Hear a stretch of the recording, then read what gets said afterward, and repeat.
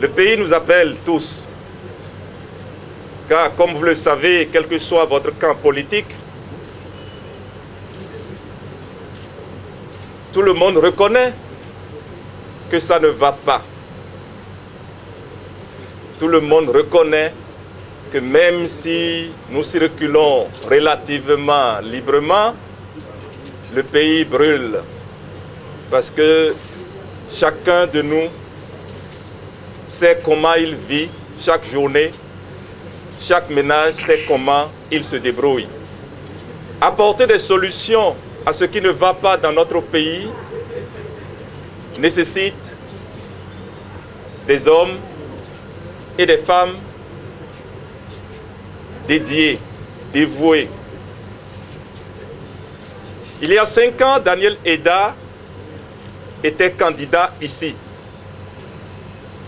Aujourd'hui, Daniel Eda est porteur d'une candidature. Et celui qui m'a envoyé dit qu'il a envoyé au-devant de moi un ange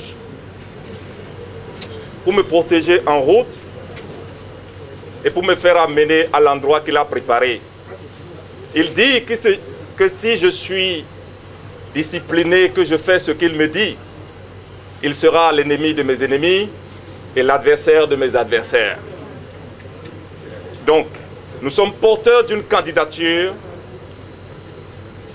celle de celui-là qui est le créateur de chacun de vous ici et même de tous les autres qui ne sont pas ici. Mais quand il l'envoie en mission, il confie quelque chose.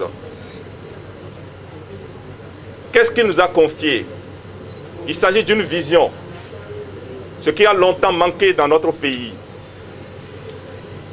Parce que quand Dieu avait appelé Moïse pour lui demander de sortir les enfants d'Israël d'Égypte, il lui a dit où est-ce qu'il faut les emmener. Il lui a dit de les emmener à la terre promise. C'est une vision. Moïse n'a pas pu arriver à la terre promise, mais Josué y est allé parce que la vision a été transmise. Ce qui manque en politique dans notre pays, c'est une vision politique clairement énoncée et partagée. Donc nous sommes ici pour prendre la succession de celui qui tient le fauteuil présidentiel en ce moment dans la vision du Bénin économiquement prospère et socialement stable. C'est quoi le Bénin économiquement prospère et socialement stable? D'abord, le Bénin économiquement prospère, c'est le Bénin attractif des investisseurs nationaux et étrangers. C'est le Bénin, pays de transit préféré par nos voisins pays de l'Interland.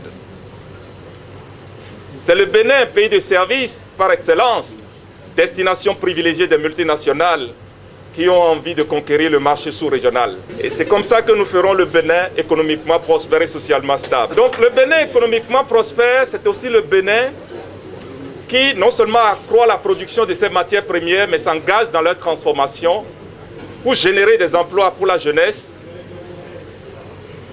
satisfaire les besoins de consommation nationale et faire rentrer des devises par l'exportation du surplus. C'est ça le Bénin économiquement prospère. Le Bénin socialement stable, c'est le Bénin où les anciens et nouveaux dirigeants se concèdent périodiquement pour la paix sociale. C'est le Bénin où les générations se donnent sincèrement la main dans la conduite des affaires publiques pour rompre avec l'éternel recommencement que nous avons dans la gouvernance dans notre pays. C'est le Bénin où la promotion de la femme est démontrée au quotidien dans la gouvernance à tous les niveaux. C'est enfin le Bénin où les choix de réalisation d'infrastructures et autres initiatives de développement concourent à rapprocher les régions et à consolider l'unité nationale. Voilà la vision que Dieu nous a confiée pour le Bénin et la vision qui motive notre candidature. Maintenant, la vision, c'est sur le long terme. La vision étant sur le long terme, il faut des solutions à ce que nous avons comme défi en ce moment.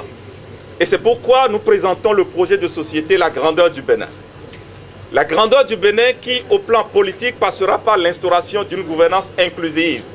Inclusive pour tout le monde, à commencer par la facilitation de la libération de tous ceux qui sont aujourd'hui emprisonnés pour des raisons politiques la facilitation du retour au bercail de tous nos compatriotes exilés pour des raisons politiques et la prise de mesures préventives pour éviter que ceux qui ont peur en ce moment et que parce qu'ils ont peur, ils posent des actes anti-républicains, qu'ils n'aient pas à fuir le pays et que tous nous puissions rester dans le pays et faire redécoller notre pays. Au plan économique, nous proposons la construction de l'économie de production et de transformation qui passera par la création d'une unité de production et de transformation dans chacune de nos communes. Daniel Eda et sa colistière ne sont pas dans le superflu. Moi, je n'ai pas quelque chose de plus que vous, mais ce que j'ai, c'est la grâce d'apporter la solution pour nous tous. Et c'est dans la discipline, dans la politesse mutuelle que nous réussirons à le faire. Que Dieu vous bénisse. Que Dieu vous bénisse et que Dieu bénisse le Bénin.